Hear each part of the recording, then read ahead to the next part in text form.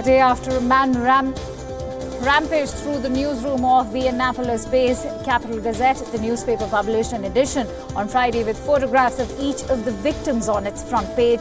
The newspaper's editors left the editorial page blank with a note saying that they were speechless. Photographs that were widely shared on social media showed newspaper staffers working on laptops in a parking garage to produce Friday's edition.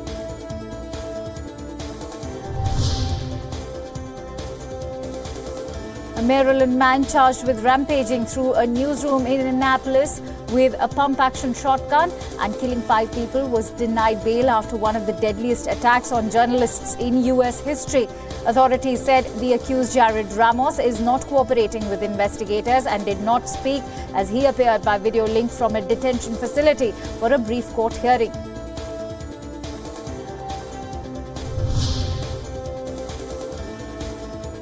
Reacting on Maryland shooting that killed 5 people at a newspaper office, U.S. President Donald Trump has said there are no words to express his sorrow for this shooting. Trump said the shooting attack has shocked the conscience of the nation and filled the hearts with grief. Trump also said journalists, like all Americans, should be free from the fear of being violently attacked while doing their job.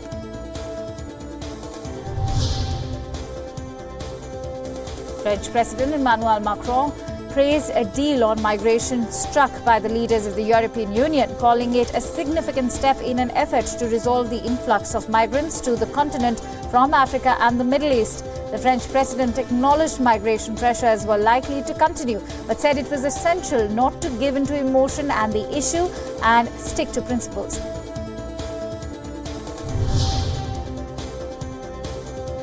German Chancellor Angela Merkel has defended the migration deal clinched, describing it as a decisive step in the direction of a common European asylum policy.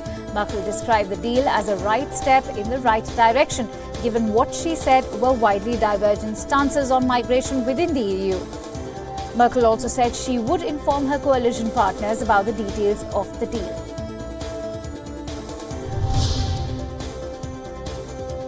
The chairman of the European Union Summit on Migration has said that implementing the accord agreed by 28 leaders after 9 hours of hard bargaining would be the most tricky part. European leaders reached a deal on migration on Friday, agreeing to share out refugees arriving in the bloc on a voluntary basis. The leaders also agreed to create controlled centres inside the European Union to process asylum requests. US President Donald Trump's nominee for the top UN migration job was roundly rejected after a candidacy that was dogged by a history of social media posts disparaging Muslims and overshadowed by Trump's policies on migrants. Ken Isaacs, vice president of US Evangelical Charity, came last in the race to lead the International Organization for Migration behind Costa Rica's Laura Thompson and Portugal's Antonio Vitorine, who were the eventual winner of the contest. Wildfire in southern Colorado has consumed 37 square miles amid hot and dry weather. About 350 homes have been evacuated east of Fort Garland. Others have been told to prepare to leave. Some structures have also been destroyed by the fire. The blaze has also led to closure of Highway 160 between Fort Garland and Walchenburg, with no estimated time of reopening.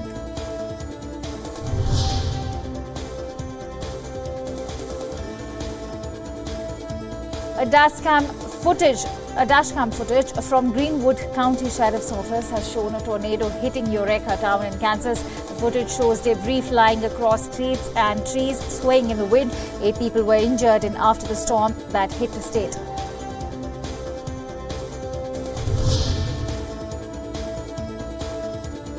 Libya's Coast Guard have picked up 345 migrants north of the Libyan city and brought them into Tripoli naval base. The country's western coast is the main departure point of thousands of migrants fleeing wars and poverty and trying to reach Europe. Some make it to international waters where they hope to be picked up by international vessels, but increasing numbers are intercepted by Libya's EU-backed Coast Guard and returned to Libya.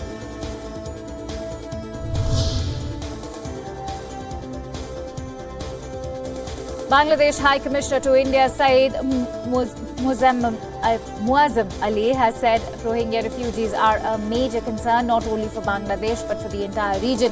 Ali added that the core of the problem was at Myanmar's refusal to recognize its own people as its citizens. Ali also appreciated India's role in handling the Rohingya issue well.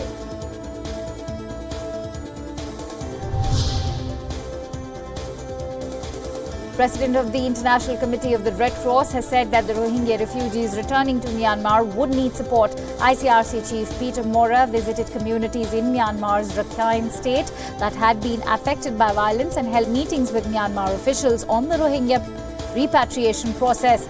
Mora is also expected to visit the Rohingya camps in Bangladesh's Cox's Bazar on Sunday.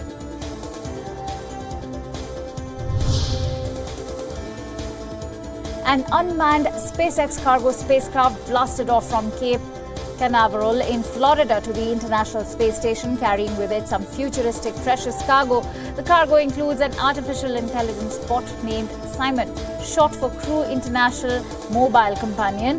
The Simon, created by aerospace design company Airbase in collaboration with IBM, speaks English and is the size of a basketball and could mark a trend in the use of technology to assist space explorers. Cargo on board the space cargo craft also included an earth science instrument called ECOS-TRES.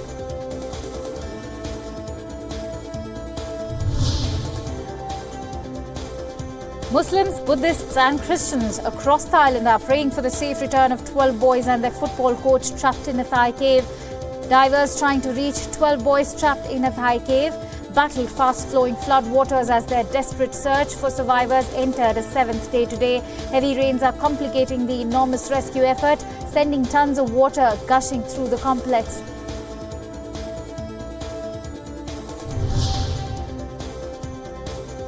Canada has hit back at the Trump administration over U.S. steel and aluminium tariffs, vowing to impose punitive measures on $12.63 billion worth of American goods until Washington relents. The announcement by Canadian Foreign Minister marks a new low in ties between the neighbours and trading partners, which have become increasingly strained since US President Donald Trump took power in January 2017. The Canadian tariffs will come into effect on July 1st and largely target US steel and aluminium products.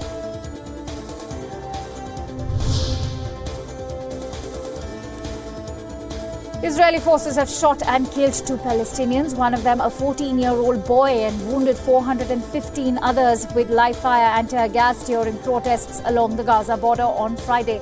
Gaza medical officials said the boy and 24-year-old were hit by live bullets. 4 other men wounded by live fire were in critical condition. Gaza officials say Israeli troops have killed at least 135 people since the weekly protests began on March 30th as part of the March of Return movement.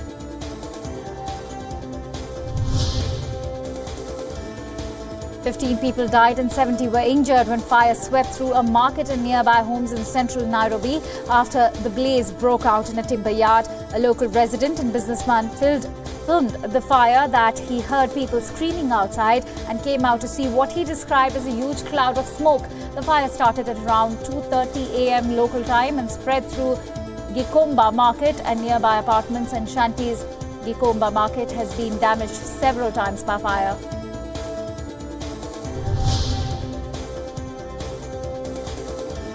Oleg Navalny, brother of Russian opposition leader Alexei Navalny, was freed yesterday after serving a 3.5-year sentence in Oryol region. Navalny and his brother were convicted in December 2014 of money laundering and defrauding their business partners. Navalny was given a suspended sentence of 3.5 years and his brother a prison sentence of the same length. The Navalnys lodged a complaint with the ECHR in January 2015. Navalny says the case against him is an attempt by the Kremlin to stifle dissent.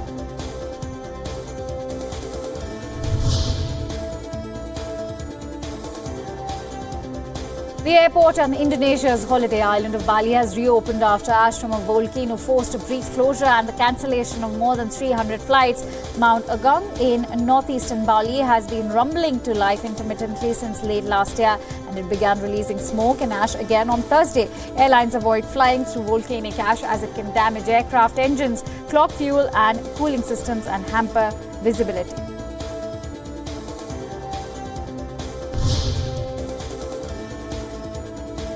The The United Nations Office for Human Rights has warned that civilians in Syria's southwestern Deira province may be trapped in a siege situation and subjected to bombing and shelling as in the battle for eastern Ghouta.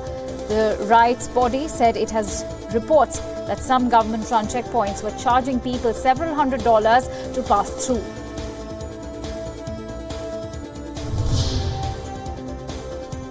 Hezbollah leader Syed Hassan Nasrallah has said his organization will work with the Syrian state and Lebanese security agency to help return Syrian refugees who want to go back home. Nasrallah, whose Iran-backed movement fights alongside Damascus, also said a big victory was coming in South Syria, where an army offensive has made rapid gains against insurgents.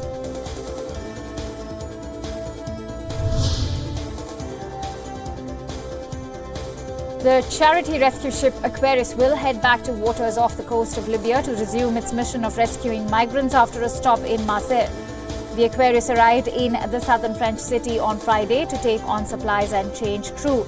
The boat, operated by Doctors Without Borders and Franco-German charity SOS Mediterranean, became the symbol of Europe's failure to agree on immigration after Italy and Malta turned away 629 refugees on board. The ship ended up going to Spain.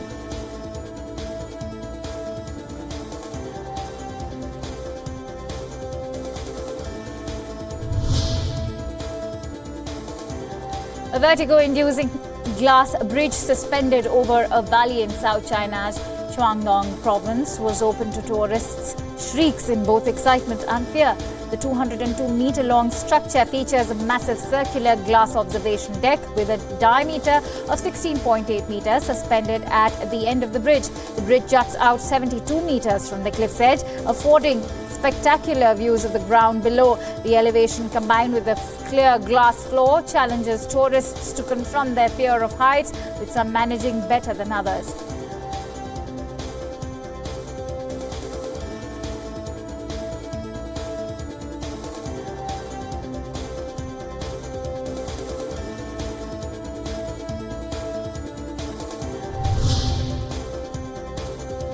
To weather hard economic times, some Argentines have reverted back to barter clubs, a pre-capitalist form of exchange springing up in and around Buenos Aires. The truque clubs, which means barter or exchange in Spanish, have emerged to help families muddle through a shrinking economy and double-digit inflation. These clubs are nurtured by word of mouth from residents and by the internet, with social media used to set up gatherings.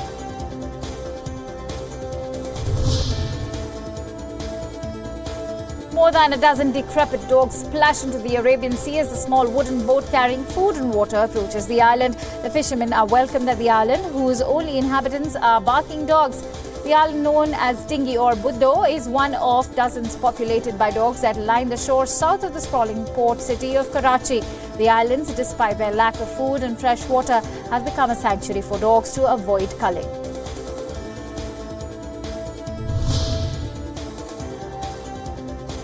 The UK saw another hot day on Friday, with temperatures reaching 27 degrees Celsius in the capital, London.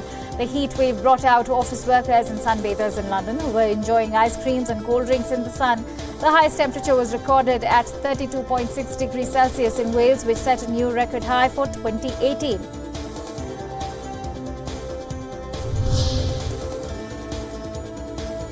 UN Deputy Secretary General Amina Jain Mohammed has praised China over its achievement in poverty reduction. She said China's success provides multiple lessons for other developing countries. Addressing the opening ceremony of an exhibition on China's poverty reduction, Mohammed commended Beijing for lifting around 800 million people above the international poverty line in a few decades.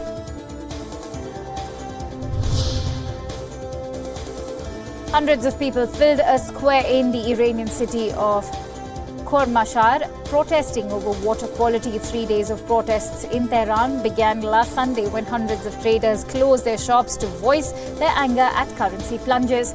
The weekend protests quickly acquired a political edge, with people shouting slogans against Iran's Supreme Leader Ayatollah Ali Khamenei and other top officials, calling them thieves who should step down.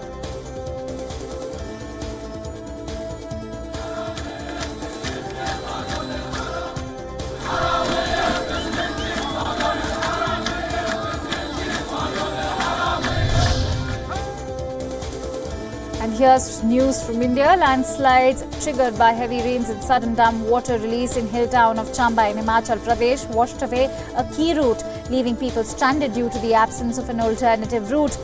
Ravi River was seen ravaging its way, almost touching the danger mark and engulfing the low-lying areas. The administration rushed excavators at the site of the landslide for clearing the debris off the road as the stranded public looked helplessly.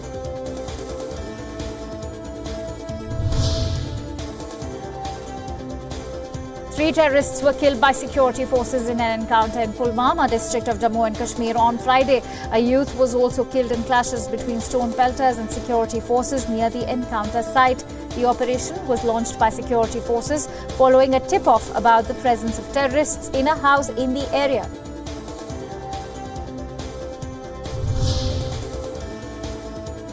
Hundreds of farmers took to the streets in Pune city of Maharashtra, demanding a fair price for their sugar and milk produce. The farmers were joined by members of Farmers Association from different parts of the state who marched to the office of Sugar Commissioner in Pune city. Farmers alleged the government was not providing inadequate remuneration for their produce.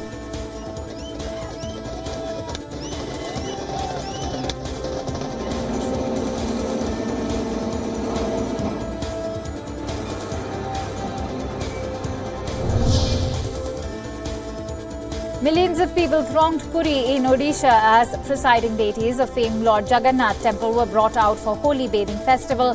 The festival commemorates the annual journey in which devotees will take Lord Jagannath, his brother Lord Balbhadra and his sister Subhadra in specially made chariots to Gundicha temple.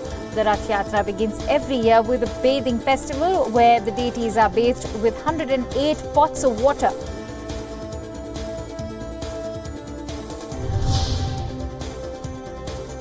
Indian Army Chief General Bipin Rawat has termed the recently report released by the United Nations on the alleged human rights violations in Kashmir as motivated and untrue. Rawat made the comments during an event in New Delhi where he met school children from Kashmir. Mr. Rawat further said that Indian security forces always conducted operations in a people-friendly manner and do not bother civilians.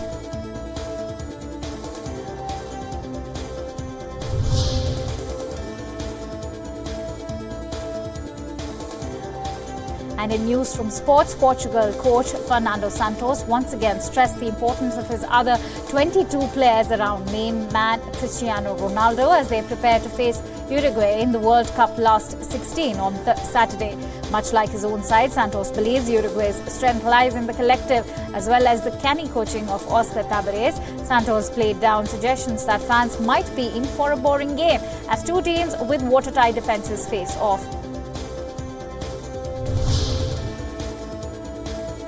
Striker Luis Suarez has said Uruguay has put their 3 group wins behind them and are fully focused on Portugal and Ronaldo ahead of their last 16 World Cup clash in Sochi today. Having swept aside hosts Russia to top their group, Barcelona, Suarez and his Uruguay teammates are taking no chances as they prepare for Portugal. National team coach Oscar Tabarez is also wary of the European champions and in particular of their striker.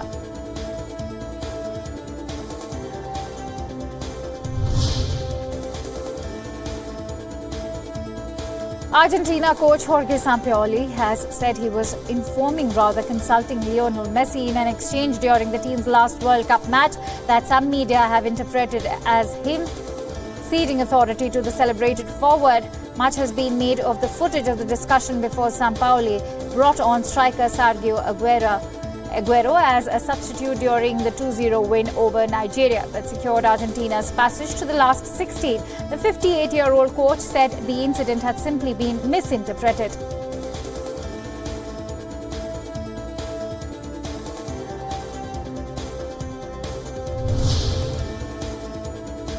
France coach Didier Deschamps has said his side have a number of options to limit Lionel Messi's influence in their round of 16 clash against Argentina. Messi has yet to light up the World Cup in a stuttering Argentina side, but his clinical strike in the 2-1 win over Nigeria underlying the danger the Barcelona forward will present France at Kazan Arena tonight. France will look to boss the midfield in a bid to limit supply to the 31-year-old who has struggled to impose himself in the tournament.